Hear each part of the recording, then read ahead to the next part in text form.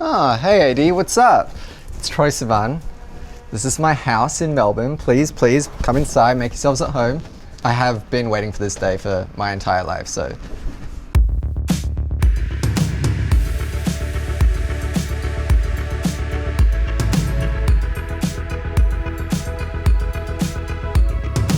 Yeah, I have been living in America for the last maybe 5 or 6 years, and I have been so homesick the entire time. And then when everything got crazy in March, I came back to Australia to be with my family. And eventually I was just like, wait, what am I doing? I am so unbelievably happy here, and I just feel so at home that I wanted to put down roots. And I found this house and I was just like, done. Okay, first things first, this is literally the most comfortable couch in the world. I feel like people are gonna get mad at me for not taking off my shoes. They advertise it as the most comfortable couch in the world, and it's accurate. It's by this company called Maker & Son. Fallen asleep here a good few nights. This coffee table we had made, it's just a really, really huge log, basically. I hope they didn't cut down just specifically for me. I should have done some research.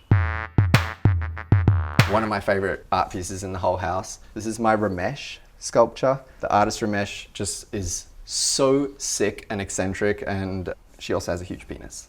These Akari lamps are my favorite. I think the goal was to have a soup of light. You know what I mean? I didn't want hard overhead lighting because no one looks good in that. Just finding soft light just kind of gently fills the room.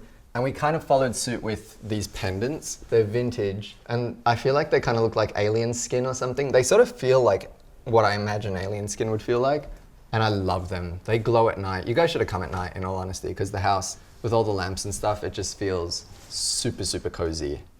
This couch is vintage by Percival Lafare. It reminded me of a spaceship or something. If you come around the back, you can see there's this white bathtub situation. I do always have a cut up apple tree in my house. That wasn't just for the AD shoot. You know, just sometimes you want the branch as well, for whatever reason. This little moment, this is my reading nook or whatever. And it's super, super comfortable. So I sit here a lot, have my coffee. My wish for everyone is that your space is the place that you think of when you meditate, by using lamps or candles or just your favorite bed sheets. I want that for everyone, because it's a really, really nice feeling to just have a place that's yours, and you know, you can just kind of kick back and relax and enjoy your life. That's what it's all about.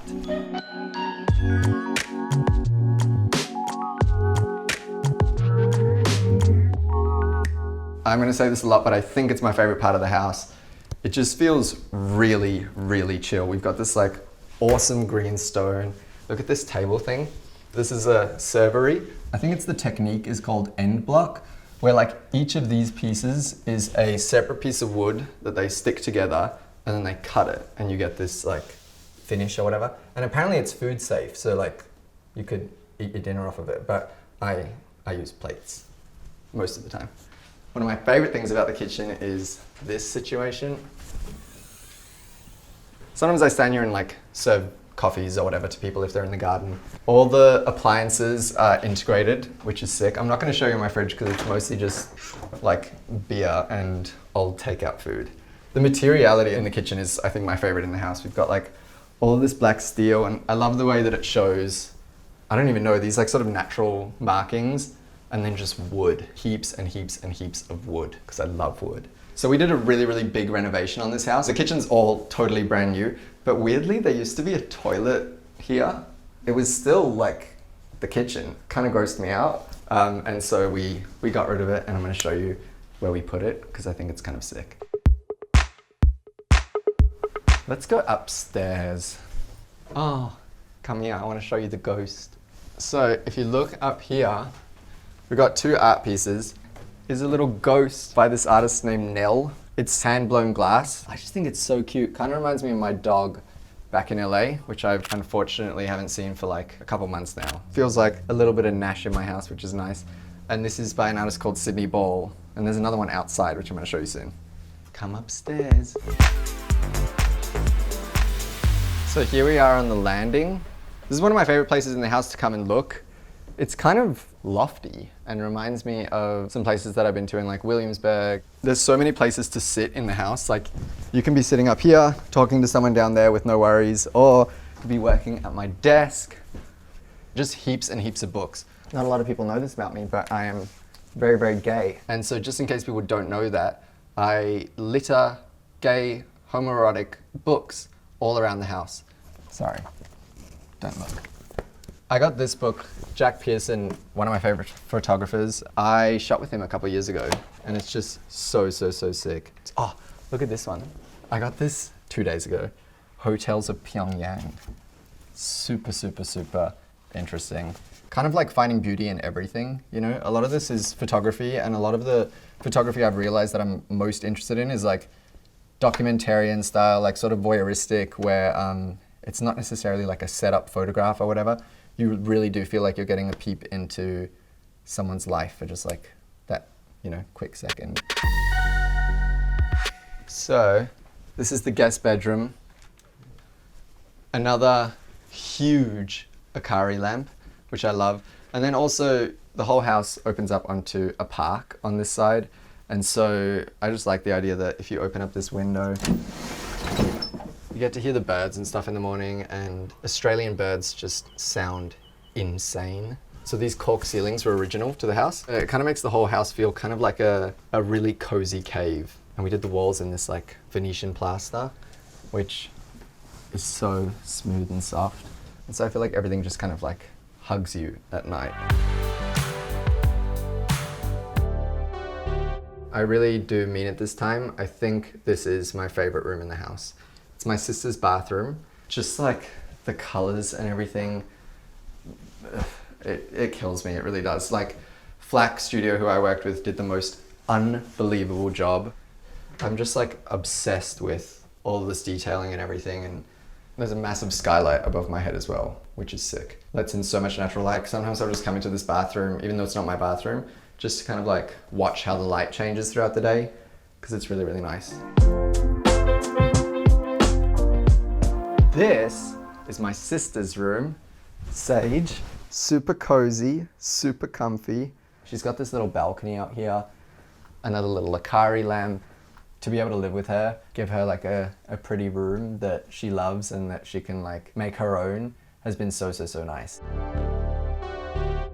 My bedroom is upstairs, and it's the only thing that's upstairs, and I love that like I can just go up to my room and close the door, and it's like no one even knows that I'm here. Come upstairs and I'll show you my bedroom. So this is my bedroom. This is my little sanctuary. It's really, really quiet. This opens up to the park, and all of these windows open up. And then, when it's like a really pretty day, I don't know, I just feel like I'm outside. It's beautiful, you get a breeze, you hear the birds, and it's just really, really peaceful. I spend a lot of time up here. I chill in this chair a lot, which I didn't actually think I did, I just liked the chair. Because I feel like if 80 is gonna come to your house, you have to have a furry chair. It's like a rule or something. I actually use it all the time. I read a lot in this chair. Sometimes if I'm feeling lazy, I'll roll out of bed and then do a Zoom meeting like here. These lamps are one of my favorite things in the house. And we did these amazing like burgundy carpets, and at night they light up and there's kind of this like red glow in my room. It's like a really nice warm hug. My closet used to be here, so there was a closet here. We closed it off because I needed a bathtub. This is my bathroom. This is my bath. This is where I spend most of my time in this house. Sometimes I put like my laptop up here, watch Netflix. Yeah, it's really, really peaceful. There's just like music everywhere. And so I'll put on a nice album, have a bubble bath.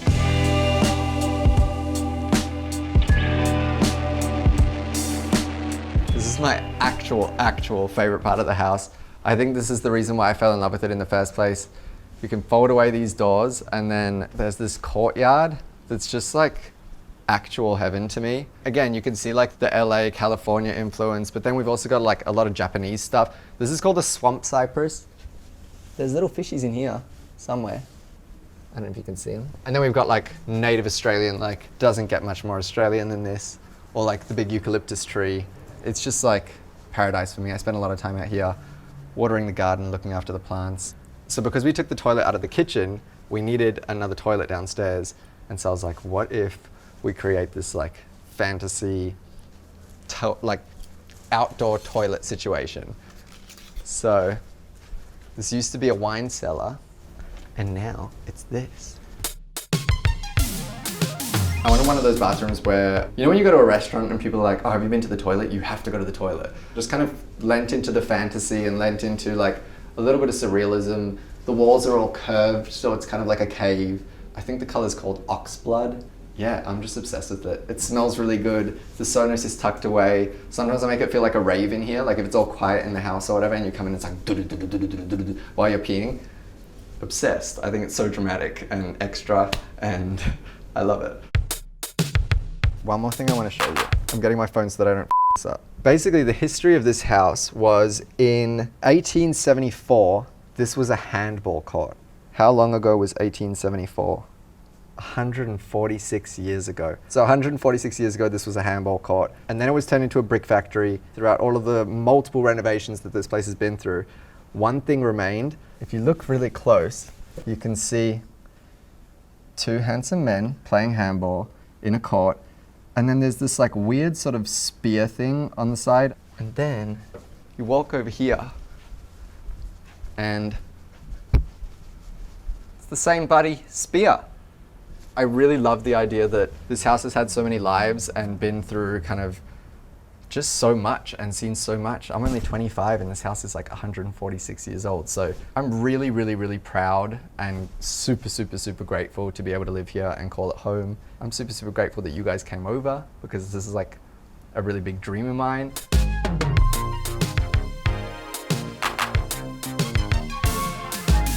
Thanks again for coming, AD. I hope you had fun. I had a lot of fun. But please leave now because we're about to go into another COVID lockdown and I need to get my affairs in order. Thanks for coming. Bye, stay safe. Love you. Bye. Thank you. Bye.